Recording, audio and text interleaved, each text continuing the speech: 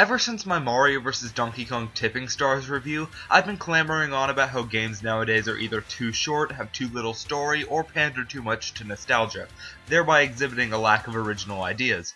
And as much as I hate to admit it, I think I've seen this the most with Nintendo Switch games. But of all the games I mentioned in my Super Mario Party video, there's one that I just don't feel right about saying it fell victim to this common trend, and that's Kirby Star Allies. Upon release, being the 4th consecutive main series Kirby game in the same 2.5D graphical style, it got a lot of flack for being too short and not doing anything new with the formula. But since then, the game has gotten 3 free updates that have each massively expanded not only the playable character roster in the game, but also the amount of replay value by adding new levels and modes, especially with the most recent one. So since the game is now in its complete form, and since Kirby is my personal favorite video game series, can I say with certainty that Star Allies is the best game in the series, or is it still too minuscule with content, unoriginality, and relies too heavily on references to older games in the series? Well, to determine that, and to get ready for Kirby's next big adventure in Smash Ultimate's World of Light, let's look back at how the series has developed over the years.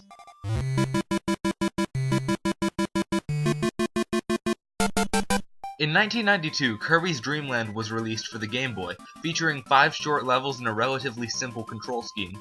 But if you find the game too easy, you can activate Extra Mode, where enemies do more damage and are sometimes swapped out for more aggressive enemies. A year later, we got the first console Kirby game, Kirby's Adventure. This game introduced copy abilities, and every world is about the length of the normal mode in Dreamland. There's also an extra mode in this game, but all it does is decrease Kirby's health from 6 to 3. Still challenging, but arguably not as much. Despite this, we're comparing a handheld game to a console one with more abilities and roughly 7 times as much content. Then came Dreamland 2, also on the Game Boy, but incorporating elements from Adventure and introducing the animal friends. Now for a Game Boy game, especially compared to Dreamland 1, 2 has a lot of content, almost as much as Adventure, but it does lack an extra mode, and I personally think that the level design is less intuitive. So of the first 3 games, Adventure reigns on top. So now we move on to the Super Nintendo, with 8 more bits and a lot more potential. 1996 gave us Kirby Superstar, with 6 different sub-games that all felt like miniature versions of Dreamland 1, including Spring Breeze, which is literally a remake of Dreamland 1, albeit with 1 less level and taking out the boss Kabula. Regardless, all of these modes expand upon the personalities of returning characters like Meta Knight and 39, and introduce new ones like Dynablade, Marks, and Galactic No.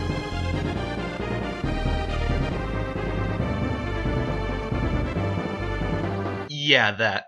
Superstar also expands upon the arena from Adventure, which became a staple in more recent games. And the best new feature of this game is the helper system, where any copy ability can be turned into a helper enemy, which allows for multiplayer for the first time, making it essentially a better version of the animal friends. Speaking of, the year after gave us Kirby's Dreamland 3, and I'm gonna be honest, I do not like this game. What Dreamland 2 was to Adventure is what Dreamland 3 is to Superstar. It's shorter, less grand, and the level design is abysmal. For the perfect example of this, look no further than 3-6, where you have to scour a much too open level to assemble the pieces of Rob. It's tedious as all hell, and this concept was done much better in the later Kirby Mass Attack, where you had to assemble the pieces of a spaceship and then use it. And even in that game, that was my least favorite level. Kirby levels should never be that open. Superstar takes the top spot. So at this point, there started to be a clear distinction between the Dreamland-style Kirby games and the other ones like Adventure and Superstar. So after the failings of Dreamland 3, could yet another game in that style really be successful on a new console? As it turns out, yes, because Kirby 64 The Crystal Shards is a breath of fresh air, being more simplistic than Dreamland 3, while also introducing new concepts and a wonderful 3D art style that wouldn't be properly done again until the Wii. What makes 64 unique is the ability to combine copy abilities, allowing for new abilities, some of which are more useful than others. But some were so influential that they were incorporated into other copy ability movesets in later games. Now as for whether or not this game is better than Superstar, I can't really say. One has the helper system and a ton of variety in its game modes, and the other one has combination copy abilities, a more iconic art style, and I personally think it has better boss fights. But the Nintendo 64 was a one-game pony for the Kirby series, so the next one can be found on the Game Boy Advance, and oh shit! It's a remake of Kirby's Adventure!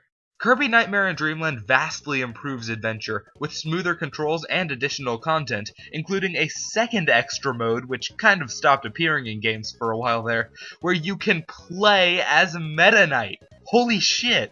Now I can't well say that this is a better game overall than either Superstar or 64, but it definitely sets the stage for all future 32-bit handheld Kirby games. So the next game on the Game Boy Advance was...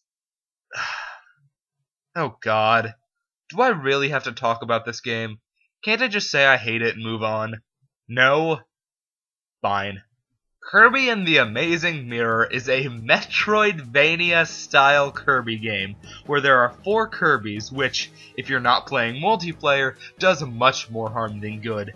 And the world is open, maze-like, confusing, and all maps in the game are pretty much useless, because you'll just end up backtracking and wandering around areas you've already been to more times than you can count.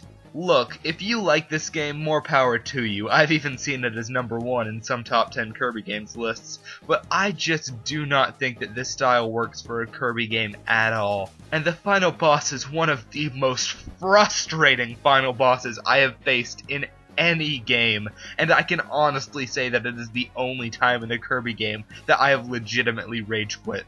It was ambitious, but ultimately Masahiro Sakurai flew too close to the sun. At least he redeemed himself. But then, as if from nowhere, a new system came into the spotlight, with games so legendary they could finally take the title of Best Kirby Game. No, not that one. Yes! Kirby Squeak Squad! This game took assets from Amazing Mirror and did them justice, and it introduced some new copy abilities as well, including the return of combinations! Albeit less than there were in 64, but it's still nice to have them back. And they absolutely outdid themselves with the aesthetic and level design. It's better than 64, grander than Superstar in terms of content, character, story, and overall experience, smoother controls, and more vibrant than Nightmare and Dreamland.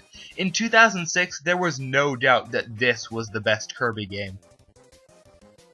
Until they released Superstar Ultra 2 years later. I may have a bit of a nostalgia bias because this was my first Kirby game, but the amount of content in this game is staggering. In addition to everything from Superstar, there are now 4 additional sub-games, including Revenge of the King, which is essentially extra mode from Dreamland 1, and it re-adds Kabula, who wasn't in Spring Breeze, Meta Nightmare Ultra, the second instance in the series where you can play as Meta Knight, but this time you're running through all the original Superstar levels, and now you have new abilities, Helper to Hero, where you can play as the Helpers and go through the arena with a new final boss, which allows for a shit ton of replay value. And finally, the True Arena, a version of the arena with all harder bosses, and at the end, a brand new, extremely hard, revamped version of Superstar's final boss.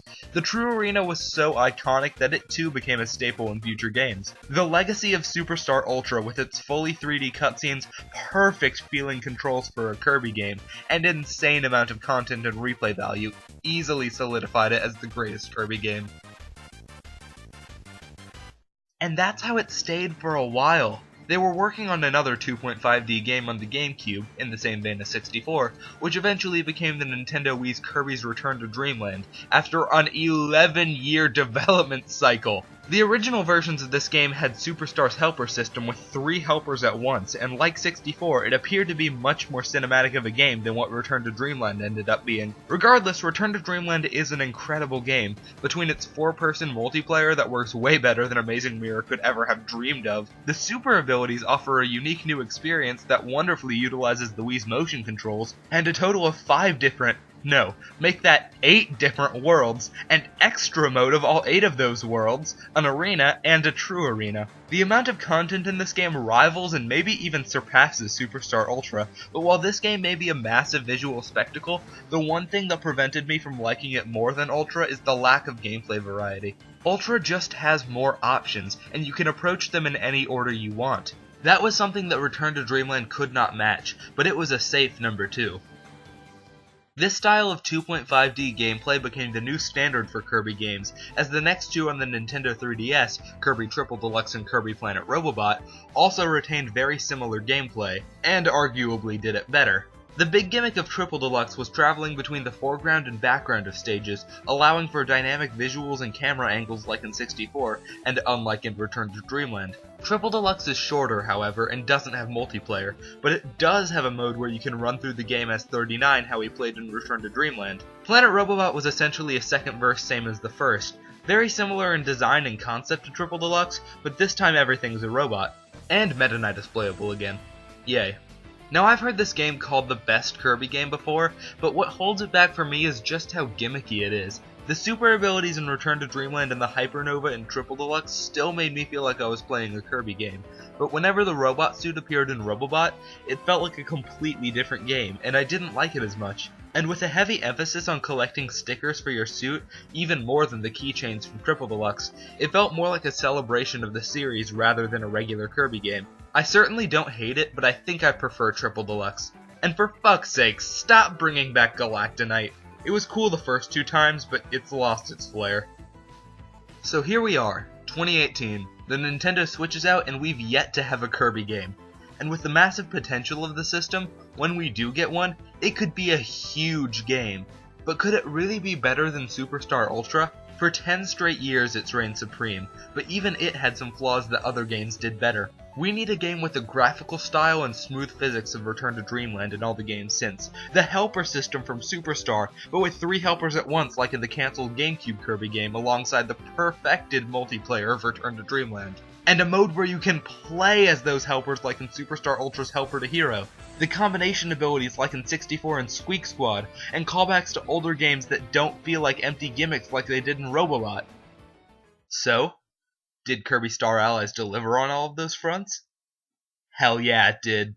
Oh my god, Kirby Star Allies does everything right. There's helpers, there's elemental weapons, there's combo moves, and the fucking Dream Friends. I've never been so happy to play as Bandana Waddle Dee in my life. Put him in Smash, damn you. And the planets in the final world have references to older games, like how the extra planet Alpha directly calls back to Floria from Milky Way Wishes and Superstar. And then when you beat the game, you unlock the arena, which has multiple difficulties like Kid Icarus Uprising in Classic Mode and Smash. And you also get Guest Star Mode, where you can run through the levels as any one of the helpers from the games, including the Dream Friends, who are each from a different past game in the series, and the free DLC updates added more of them who get extra levels in their guest star modes from their respective games, including Dark Meta Knight, whose levels are done so much better here than they were in fucking Amazing Mirror. So any dumbass who said the game was too short when it came out, well, it certainly isn't too short now, because this mode has insane replay value. And that's not even mentioning the brutally difficult masterpiece that is Heroes from Another Dimension. And then at the end of guest star mode you face... What? Galactonite? Really? Again? God damn, when are they gonna stop using Wait, what is...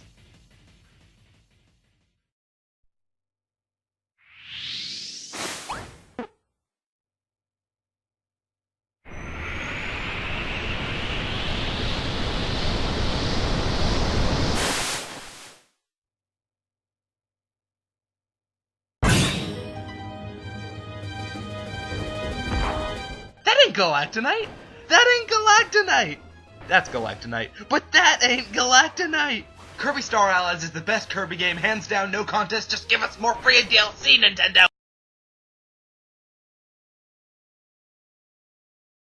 あなたは私の要求にもかかわらず、私は物事を依頼し続けました。今あなたはあなたが求めているものを持っています。あなたがもう一度運命を誘惑するなら、私はあなたが愛するものすべてを消すでしょう。